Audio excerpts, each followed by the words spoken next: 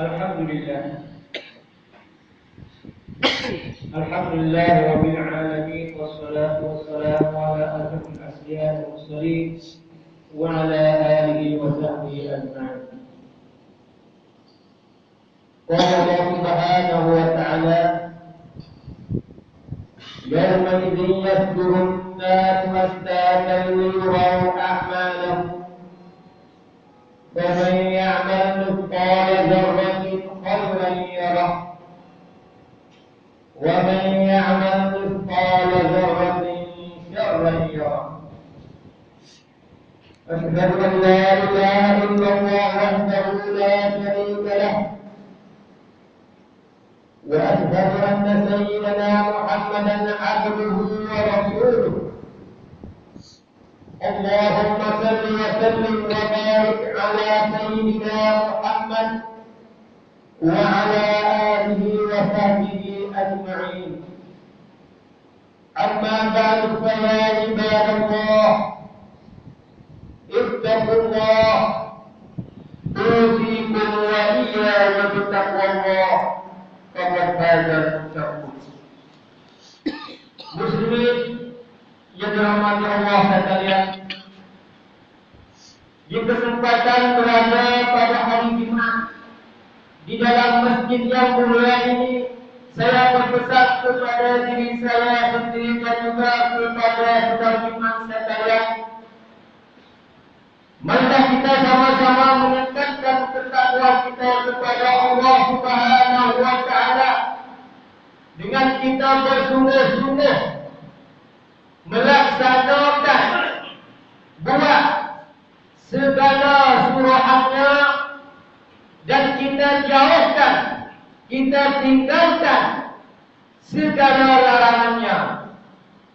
Mudah-mudahan dengan kita buat apa yang Allah Subhanahu wa Ta'ala suruh dan kita tinggal apa yang Allah Subhanahu wa Ta'ala larang, mudah-mudahan kita dapat keberkatan dan juga kita boleh keredaan serta kita boleh perlindungan daripada Allah Subhanahu wa Ta'ala di dunia ini dan juga di akhirat nanti.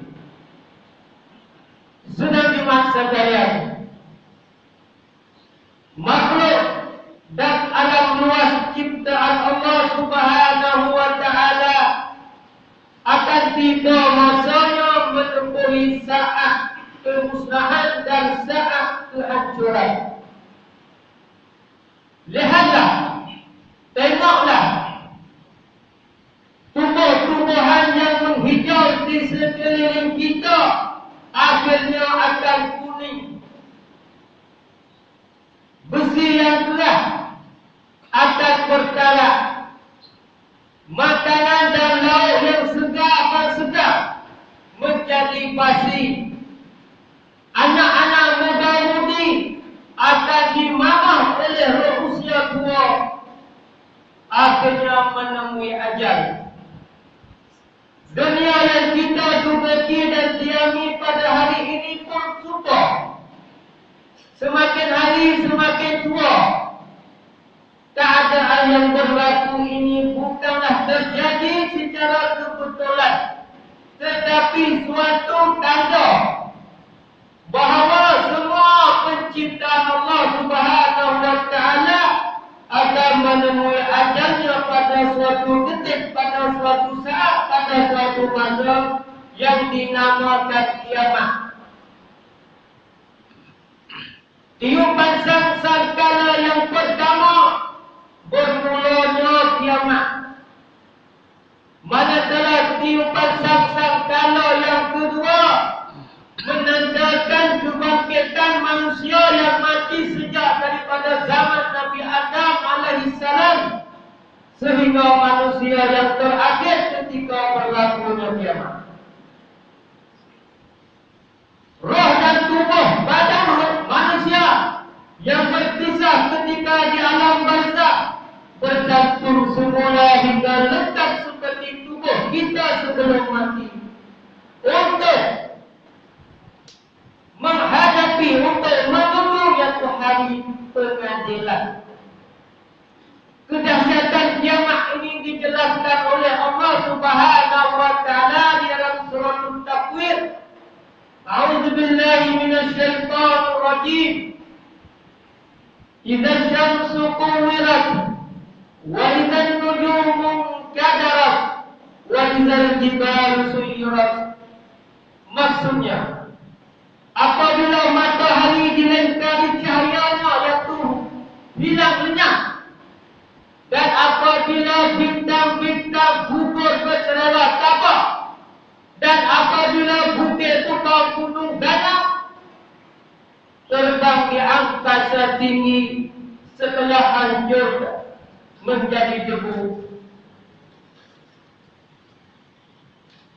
Kebangkitan semula manusia selepas kiamat akan dihimpunkan di suatu tempat yang dipanggilkan padang mahsyar untuk menghadapi pembicaraan atau timbangan amalan yang diberikan semasa hidup di dunia.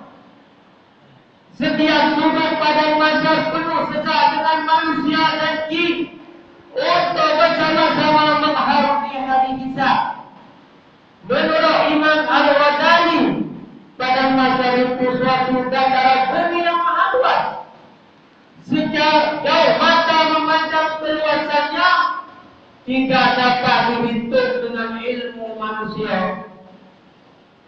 Keadaan bumi yang putih dan rata, tak ada gunung ganang, bukit bukau, tidak ada pokok kayu untuk dijadikan tempat berteduh. Pada dataran putih yang maha luas itulah manusia yang baru dibangkitkan semula dihalau pusatnya seperti binatang ternak yang keluar daripada kandang, atau seperti kanak-kanak yang baru lahir dengan keadaan berkaki ayam dan bertelanjang pula tanpa pakaian, dalam keadaan terlalu kuat menghadapi syabar masa itu. Manusia terlupa dirinya tidak pakai pakaian dan memikirkan bagaimana hendak menyelamatkan diri masing-masing. Abu Hurairah radhiyallahu anhu berkata, beliau mendengar Rasulullah sallallahu alaihi wasallam berpidato di hadapan para sahabat bahawa manusia di padang mahsyar akan dibangkitkan kelak dalam 3 bentuk. Yang pertama, manusia yang dibangkitkan dengan keadaan pencerahan sudah sedia untuk membawa mereka. Manakala kedua, manusia yang berjalan kaki. Manakala yang tiga, manusia yang berjalan dengan mukanya tertukik ke tanah. Gambarnya juga suasana haru-haru puncak kaki hampir menyelubungi manusia ketika berada di bumi mahsyar. Masing-masing sibuk dengan hal tersendiri. Ada yang berjalan, ada yang melangkah, dan bermacam-macam lagi dalam suasana panas cahaya matahari yang berada hanya sejengkal di atas kepala manusia pada masa itu. Ada setengah manusia diterderami dengan telur yang banyak dan telah berbau busuk. Tergantunglah kepada tahap awal semasa ia hidup di dunia ini. Ketika sedang terlalu dahaga, datang malaikat Zaman yang membawa air untuk ahli mahsyar. Pada mulanya ahli mahsyar amat gembira, amat muncul. Tetapi sebaliknya air itu sangat panas sehingga apabila mampu air itu didekatkan kepada bibir mulut, maka daging di mulut itu luar berkumpul karena air itu terlalu panas. Persoalan besar kita di dalam ahli pada masa semua ialah berapa lama dah mereka mesti berada di dataran mahsyar itu. Tidak sesiapa pun yang tahu. Ada pendapat mengatakan berada di padang mahsyar itu selama 300 tahun mengikut tahun hari akhirat. Di alam mahsyar itu mereka sudah merasa terlalu lama berada di situ dalam tangisan dan geluh kesah yang tidak henti-henti. Namun mereka tetap dalam keadaan membisu tanpa sepatah kata, tidak tahu hendak malu kepada siapa. Dalam terjemahan yang tidak terhingga rasa lapar serta dahaga yang mengiriskan kerana samsara ratusan tahun di padang mahsyar tanpa ada sebutir makanan, setitik air pun tak ada, maka kedengaran di kalangan mereka yang berkata, tidak adakah di kalangan kita yang boleh mengaku dengan Tuhan akan segerakanlah hukum kita. Ada juga supaya cadangan mendapat sifat atau pertolongan daripada Nabi Muhammad sallallahu alaihi wasallam. Ketika dalam keadaan kuat itulah baru teringat kepada Nabi Muhammad sallallahu alaihi wasallam. Sedangkan semasa di dunia langsung tidak memperdulikan ada Rasulullah sallallahu alaihi wasallam, memperlekehkan Rasulullah sallallahu alaihi wasallam. Walaupun tidak ada untuk memberi perlindungan dari tahap panas terik, tetapi Allah Subhanahu wa taala menyediakan banyak aras. Mereka yang mendapat naungan aras itu antaranya ialah golongan al-muqarrabun, yaitu orang yang dekat dengan Allah Subhanahu wa taala.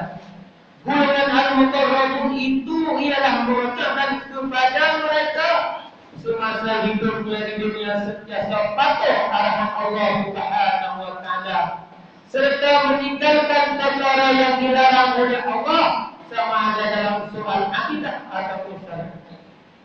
Muslimin sedang dimaksud kalian, yakinlah bahawa setiap manusia di padang mahsyar nanti akan mulai perbicaraannya, disoal dan diperiksa satu persatu. Tak ada seorang yang terlepas daripada soalan, daripada ketika ia hidup di dunia sekalipun. Yang sulit dia buat orang tak tahu, apatah lagi benda yang sulit terang. Bahkan semua anggota dan bahagian dalam tubuh yang kecil pun ditanya akan apa yang telah dilakukan. Rasulullah sallallahu alaihi wasallam bersabda yang bermaksud, tidak boleh berjangka kedua kaki seseorang dari tempat berdirinya di mahkamah Tuhan pada hari kiamat sehingga ia disoal 4 perkara. Yang pertama tentang umurnya pada perkara apakah yang habiskan, dan tentang masa mudanya untuk apa yang digunakan, dan tentang harta bendanya dari manakah ia dapati dan pada perkara apakah ia belanjakan, dan juga tentang apa amalan yang telah dilakukan sesuai dengan apa yang telah diketahui. Sudah dimaksud kalian, waktu tegak pada minggu ini, saya menurut kepada diri saya sendiri dan juga kepada para Jumat dan umat Islam sekalian tersohkan dan segala bahawa kesalahan kita dan masyarakat amat dahsyat yang memakan masa ratusan tahun. Bila kita semasa masih sehat, kita masih gagah, maka dengan buta bertenaga dan ada pula yang terberkati untuk menyatukan muhasabah diri kita, sentiasa bertawaf kepada Allah Subhanahu wa taala dan membuat penilaian amalan setiap hari. Apakah amalan dan perintah laku kita dengan Allah Subhanahu wa taala dan hubungan sesama manusia. Muhasabah inilah penting sesuai bukan supaya bukan buku catatan amalan kita akan menunjukkan amalan kita kepada masyarakat dan digolongkan kita sebagai kumpulan al-muqarrabun yang saya sebut tadi. Bukan amalan yang buku amalan yang baik akan diberi melalui tangan kanan, manakala mereka mempunyai buku yang penuh dengan dosa, maka buku diberi melalui dengan tangan kiri. Sebagai renungan marilah kita sama-sama menghayati firman Allah Subhanahu wa taala dalam surah Al-Ibrahim, "Wala tahsabanna Allah ghafilan amma ya'malu adh-dhalimun, innama yu'akhiruhum liyawmin tashkhasu fihi al-absar, muhti'ina muqni'i ru'usihim, la yartaddu ilayhim tarfuhum wa af'idatuhum hawa." Barakallahu li wa lakum fil Qur'anil 'azim. نرجو وإياكم بما فيه من الآيات والذكر الحكيم وتقبل مني ومنكم تلاوته إنه هو السميع العليم. أقول قولي هذا واستغفر الله العظيم لي ولكم ولسائر المسلمين والمسلمات والمؤمنين والمؤمنات فاتقوا فيا فوز المستغفرين ويا نجاة التائبين.